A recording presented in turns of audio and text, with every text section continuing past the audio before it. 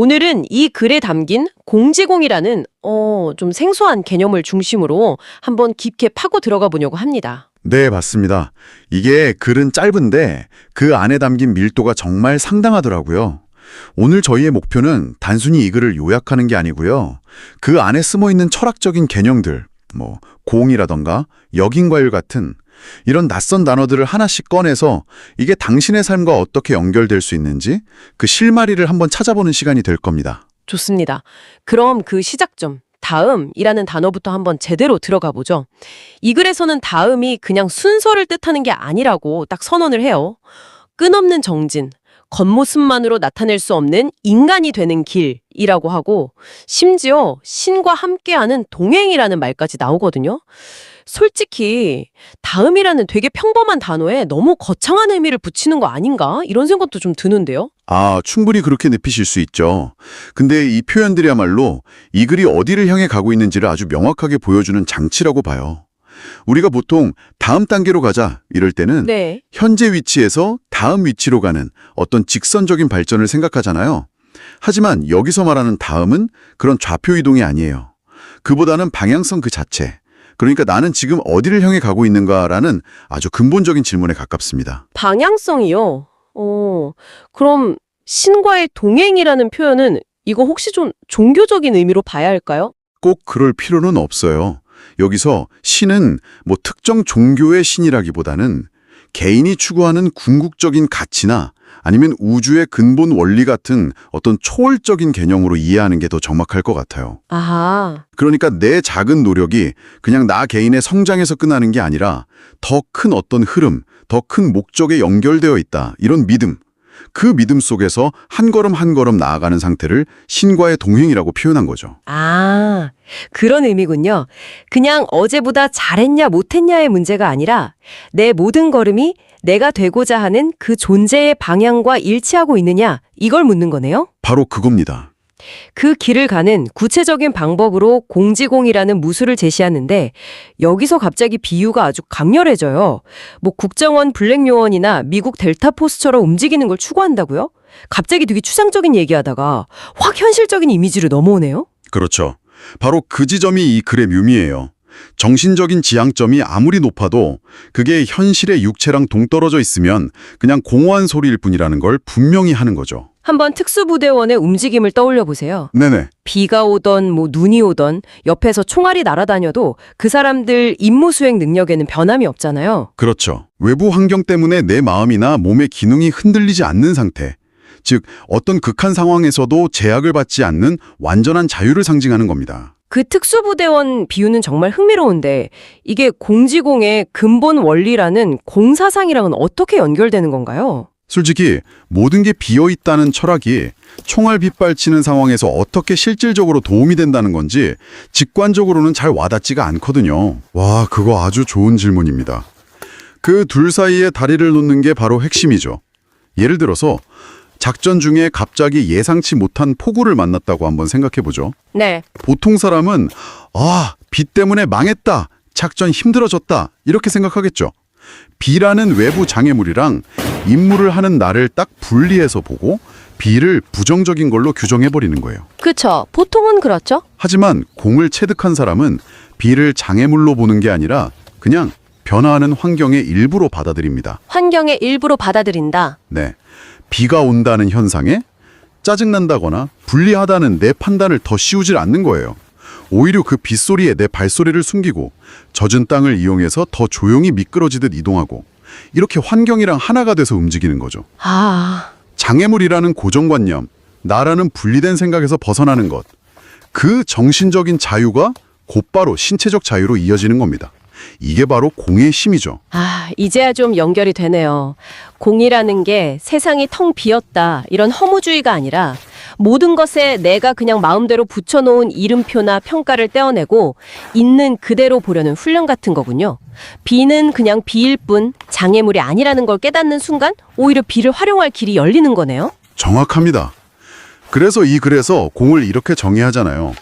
세상에는 불변하는 것이 없는 일체 만물은 끝없이 인연으로 있기도 없기도 한다는 걸 이해하고 깨닫고 그리고 실천하는 공부라고요. 실천이요. 네, 여기서 핵심은 실천이에요. 머리로만 아는 걸 넘어서 특수부대원처럼 몸으로 체득해야 한다는 겁니다.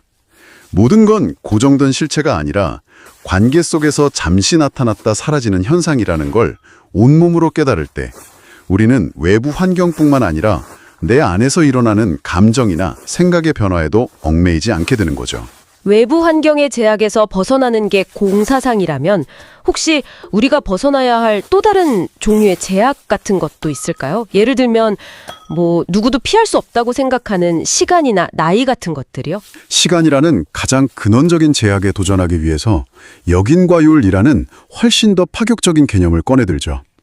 미래의 완성된 결과의 내 모습이 현재의 원인이 되어 수련에 영향을 미친다고요. 와, 이건 정말 일반적인 상식을 완전히 뒤집는 이야기인데요.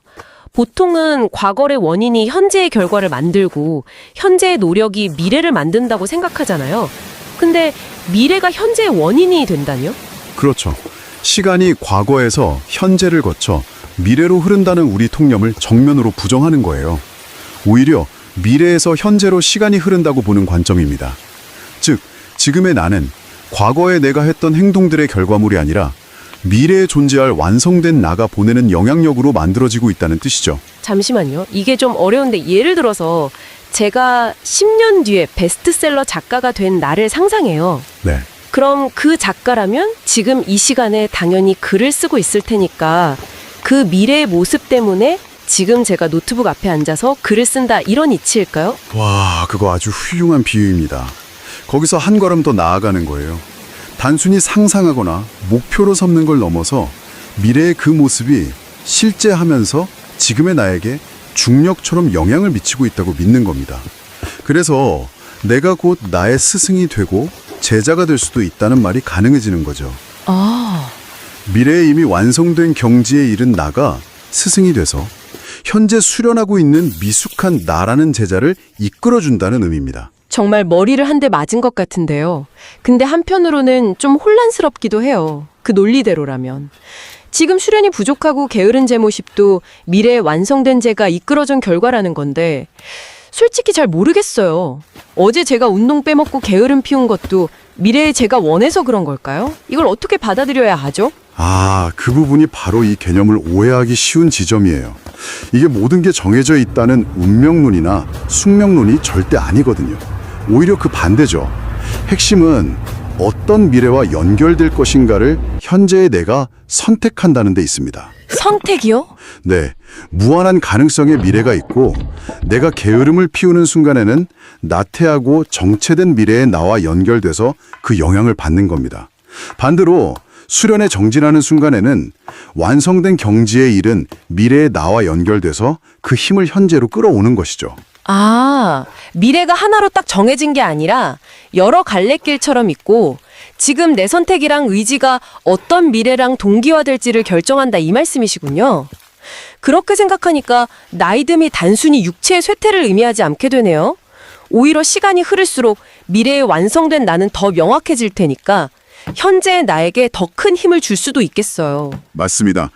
노화라는 물리적인 현상을 정신의 힘으로 초월할 수 있다는 선언처럼 들리죠. 공사상이 공간적, 환경적 제약으로부터의 자유였다면 이 역인가율은 시간이라는 궁극적 제약으로부터의 자유를 추구하는 한 쌍의 개념으로 볼 수 있습니다. 정말 엄청난 발상의 전환입니다. 그리고 이 글의 마지막은 가장 파격적이고 어쩌면 좀 공상과학적으로 들릴 수도 있는 부분으로 끝을 맺어요. 이 모든 수련이 단순히 현실에 통제된 시스템 속에 갇혀 있는 것이 아니라고 말하면서 98%의 정크 DNA를 깨운다는 이야기를 꺼냅니다. 네, 여기서부터는 이야기가 개인의 수련을 넘어서 인류 전체의 진화, 그런 차원으로 확장됩니다. 여기서 말하는 정크 DNA는 물론 생물학 용어를 그대로 가져온 건 아니에요. 그보다는 우리가 아직 사용법을 모르거나 존재조차 몰랐던 우리 안의 무한한 잠재력을 가리키는 아주 강력한 은유라고 봐야 합니다. 그리고 그 잠재력을 맡고 있는 걸 생명 단축 로그아웃 프로그램이라고 표현해요. 솔직히 이 표현은 좀 과격하게 들리기도 하고 거의 음모론처럼 느껴지기도 하는데 왜 이렇게까지 강한 표현을 썼을까요? 바로 그게 저자의 의도일 겁니다. 노화나 한계라는 단어는 우리가 너무 당연하게 받아들이는 자연법칙처럼 느껴지잖아요. 네, 그렇죠. 하지만 프로그램이라고 부르는 순간 그건 누군가에 의해 설계된 것이고 따라서 해킹하거나 삭제할 수 있는 대상으로 인식이 바뀌는 거죠. 우리가 당연하게 여기는 생명의 한계들이 사실은 깨뜨릴 수 있는 인위적인 설정에 불과하다는 아주 도발적인 문제 제기를 하는 겁니다. 그 프로그램을 제거하는 방법으로 정신적 용광로를 제시하고요. 그렇습니다. 그 정신적 용광로라는 게 바로 앞에서 이야기한 모든 수련의 집약체인 거죠. 공사상을 통해서 세상의 모든 고정관념을 녹여버리고 역인과 유를 통해서 시간의 한계를 녹여버리는 그런 치열한 내면의 작업이죠. 이 용광로의 불꽃으로 우리의 잠재력을 억누르는 로그아웃 프로그램을 다 태워버릴 때 비로소 잠들어 있던 98%의 DNA가 깨어난다는 겁니다. 아, 그렇게 모든 개념이 하나로 쫙 연결되는군요. 개인의 심신 단련에서 시작해서 시공간의 제약을 넘고 최종적으로는 인간이라는 종에 걸린 유전적 한계마저 돌파하려는 시도네요. 그래서 글 마지막에 이 모든 걸 우주적 의미의 공지공이라고 정의하는 거군요. 맞습니다. 한 개인의 해탈이나 완성을 넘어서 인류 전체 진화에 대한 이야기로까지 나아가는 겁니다. 다음이라는 한 걸음의 의미에서 시작해서 우주적 존재로의 변신이라는 거대한 비전으로 끝을 맺는 아주 압축적인 세계관을 보여주고 있죠. 자, 이렇게 해서 다음이라는 한 단어에서 시작해서 특수부대원의 움직임, 공사상, 미래가 현재를 결정한다는 시간관, 그리고 잠재된 DNA를 깨운다는 우주적 수련까지 정말 짧은 글 안에 담긴 장대한 여정을 따라가 봤습니다. 한 편의 글이 이렇게까지 많은 생각의 가지를 뻗어나갈 수 있다는 게 정말 놀랍네요. 맞습니다. 이 글이 제시하는 공지공은 단순히 무술의 한 종류가 아니라 삶과 시간, 그리고 인간의 가능성을 바라보는 하나의 완성된 철학 체계에 가깝다고 볼 수 있어요. 정신적 지향점, 신체적 수연법, 시공간을 초월하는 인식의 전환, 생명의 근원에 대한 탐구까지 전부 하나로 연결되어 있죠. 결국 이 글이 우리에게 주는 가장 핵심적인 통찰은 나는 누구인가 라는 질문을 나는 무엇이 될 것인가로 바꾸라는 겁니다. 과거의 경험이 나를 정의하는 게 아니라 내가 되고자 하는 미래의 모습이 지금의 나를 만들어간다는 아주 능동적이고 창조적인 삶의 태도를 제안하는 거죠. 오늘 이 깊이 있는 탐구를 통해 당신의 생각에도 작은 파문이 일었기를 바랍니다.